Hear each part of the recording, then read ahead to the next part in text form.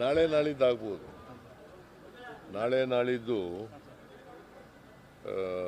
ಇನ್ನು 4 ಕ್ಷೇತ್ರಗಳಿದ್ದಾವೆ, ಆಗ್ಬೋದು. ನಾಳೆ ನಾಳಿದ್ದು ಅಂತಂದ್ರೆ ನಾಳೆ ನಾರು ಆಗ್ಬೋದು, ನಾಳಿದ್ದಾರು ಆಗ್ಬೋದು. ಕಗ್ಗಂಟೆ ಆಗಿಲ್ಲ, ನಮ್ಮಲ್ಲಿ ಕಗ್ಗಂಟುಗಳೇ ಇಲ್ಲ, ಎಳೆದಾಡೋದು ಇಲ್ಲ. ತೀರ್ಮಾನ ಒಂದೇ ಸಾರಿ ಮಾಡೋದು ಬೇಡ ಅಂತ ಒಟ್ಟಿಗೆ ಆಮೇಲೆ ಮಾಡ್ತಾ ಇದ್ದೀವಿ. ಪ್ರೆಸೆಂಟ್ ನಿಮಗೆ ಕಾನ್ಫಿಡೆಂಟ್ ಇದೆ ಸರ್, ಎಷ್ಟು ಕ್ಷೇತ್ರ ಗೆಲ್ಬೋದು ಅಂತೇಳಿ? 20 ಗೆಲ್ತೀವಿ ಅಂತ ಹೇಳಿಲ್ವೇನೆಯ?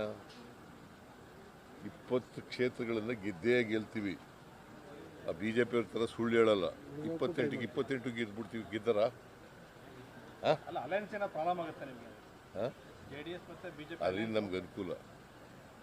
ನೀವು ಅವ್ರ ಜೊತೆ ಯಾವ ರೀತಿ ಅನುಕೂಲ? ಅದು ಅನುಕೂಲ ಆಗಲಿಲ್ಲ, ಈಗಲೂ ಅವ್ರಿಗೆ ಅನುಕೂಲ ಆಗಲ್ಲ, ನಮ್ಗೆ ಅನುಕೂಲ. ಅದನ್ನೆಲ್ಲ ಈಗ ಹೇಳಕ್ಕಾದ್ದ ನಿಮಗೆ? ಅವೆಲ್ಲ ನಿಮಗೆಲ್ಲ ಗುಟ್ಟೆಲ್ಲ ಬಿಟ್ಕೊಡಕ್ಕಾಗಲ್ಲ. ಕೆಲವು ಗುಟ್ಟುಗಳಾಗೇ ಇಡಬೇಕು. ಯಾವ ಗುಟ್ಟುಗಳು ಇಲ್ಲ, ಕೆಲವು ಮಾತ್ರ ಇರ್ತವೆ. ಮೈಸೂರು ಚಾಮರಾಜನಗರನ ಪ್ರತಿಷ್ಠೆಯಾಗಿ ಇಟ್ಕೊಂಡಿದ್ದಾರೆ ಸಿಎಂ ಅವರು ಅಂತ. ಪ್ರತಿಷ್ಠೆ ಅಂತಿಲ್ಲ, ಎಲ್ಲ 28 ಕ್ಷೇತ್ರಗಳನ್ನೂ ಪ್ರತಿಷ್ಠೆ ತಗೊಂಡಿದ್ದೀವಿ, ಇವು 2 ತಗೊಂಡಿದ್ದೀವಿ ಅಷ್ಟೇ. ಯಾವಾಗ ಎಲ್ಲ ಎಲೆಕ್ಷನ್ಗಳು ಕೂಡ ಪ್ರತಿಷ್ಠೆಗೆ ತಗೊಂಡಿದ್ದಾರೆ. ಈಗ ಶಿವಣ್ಣ ನಿಂತಿದ್ದಾಗ ಪ್ರತಿಷ್ಠೆ ತಗೊಂಡಿಲ್ಲ ಶಿವಣ್ಣ? ಸರ್, ಈ ಗ್ಯಾರಂಟಿ ಯೋಜನೆಗಳು ನಿಮ್ಗೆ ಕೈ ಹಿಡಿತವ ಅಂತ ನಂಬಿಕೆ ಇದೆಯೇನು? ಅವು ಮೇಜರಾಗಿ ಕೈ ಹಿಡಿತವೆ. ಯಾಕಂತಂದರೆ ನಾವು ನುಡಿದಂತೆ ನಡೆದಿದ್ದೀವಿ, ಬಂದ ತಕ್ಷಣ ಜಾರಿ ಮಾಡಿದ್ದೀವಿ. ನಾವು ಅಧಿಕಾರಕ್ಕೆ ಬಂದ ತಕ್ಷಣ ಜಾರಿ ಮಾಡ್ತೀವಿ ಅಂತ ಹೇಳಿದ್ರು, ಜಾರಿಗೆ ಕೊಟ್ಟಿದ್ದೀವಿ. ಅವಕ್ಕೆ ಈ ವರ್ಷ 5 ಗ್ಯಾರಂಟಿಗಳಿಗೆ 36,000 ಕೋಟಿ ಖರ್ಚು ಮಾಡಿದ್ದೀವಿ. ಮುಂದಿನ ವರ್ಷ 52,009 ಕೋಟಿ ರೂಪಾಯಿಗಳನ್ನು ಇಟ್ಟಿದ್ದೀವಿ. ಸೊ BJP ಅವ್ರ ಥರ ಸುಳ್ಳು ಹೇಳಲ್ಲ, ನಾವು ಏನು ಹೇಳ್ತೀವಿ ಅದನ್ನು ಮಾಡ್ತೀವಿ. ಸರ್, ನಿಮ್ಮ ಕ್ಯಾಂಡಿಡೇಟ್ ಹೇಳ್ತಾರೆ ನಾವು ಗ್ಯಾರಂಟಿ ಮತ್ತು ಸಿದ್ದರಾಮಯ್ಯನವರ ಹೆಸರು ಹೇಳ್ಕೊಂಡು ಓಟ್ ಕೇಳ್ತೀವಿ ಅಂತ. BJP ಅವರು ಒಂದೇ ಅಜೆಂಡಾ, ಮೋದಿಯವರ ಹೆಸರು ಹೇಳ್ಕೊಂಡು ಓಟ್ ಕೇಳ್ತೀವಿ.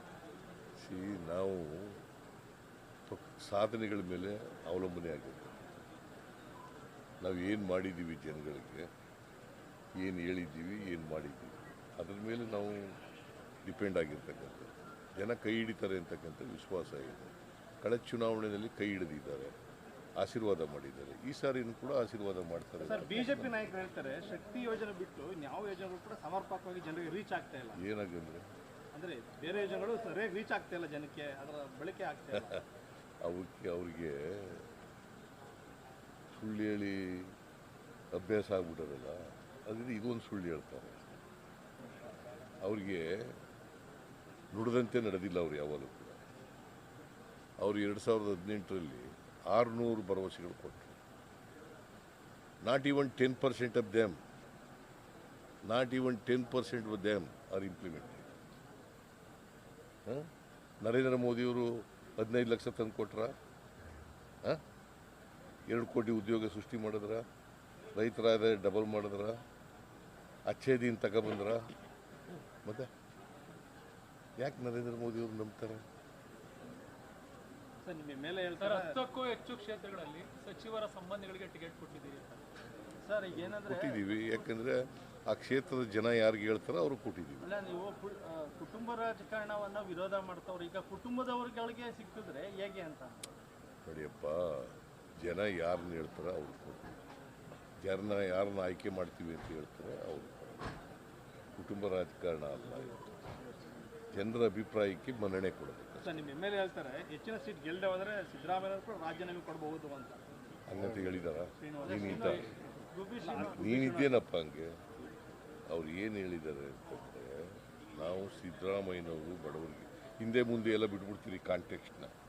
ಸಿದ್ದರಾಮಯ್ಯನವರು ಬಡವರ ಪರವಾಗಿ ಕೆಲಸ ಮಾಡಿದ್ದಾರೆ, 5 ಗ್ಯಾರಂಟಿ ಯೋಜನೆಗಳನ್ನು ಜಾರಿಗೆ ಕೊಟ್ಟಿದ್ದಾರೆ.